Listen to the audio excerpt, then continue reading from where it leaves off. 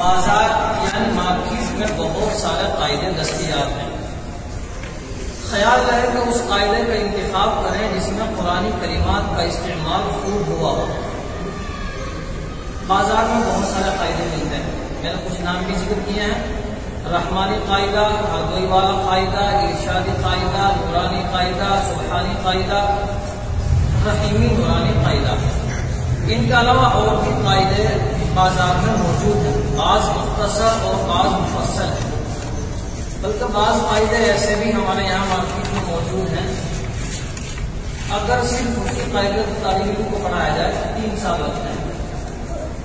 تو اس کے بارے میں بھی اس میں بتایا گیا ہے کہ کون سا زیادہ عمدہ اور مناسب ہے. بلکہ بعض قاعدے مارکیٹ میں ایسے بھی موجود ہیں جو 3 سال میں پورے ہوتے ہیں.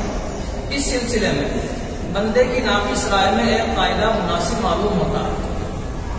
ہمارے پڑوسی ملک کی مقتدر شخصیت حضرت مفتی محمد رفیع عثمانی صاحب کی زیر سرپرستی ایک مکتب تعلیم و قرآن کے نام سے ہے.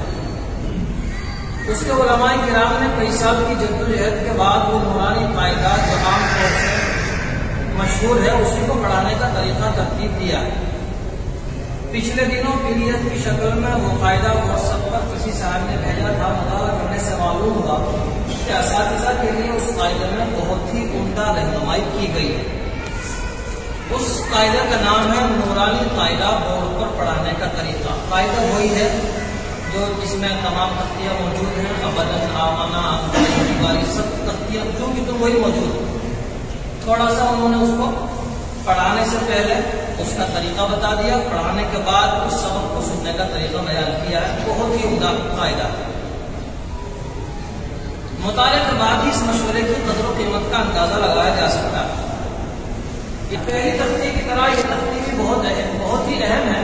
تو اس کے بعد اس تختی کو پڑھاتے وقت یہ خیال رکھا جائے. مثال کے طور پر ایک لفظ آیا ہے با لام با. بچے اس کو جلدی میں پڑھتے ہیں با لام با، کاف با کاف تا کاف سا. اس کو یہ نہیں معلوم ہوتا کہ کب اس نے کاف پڑھا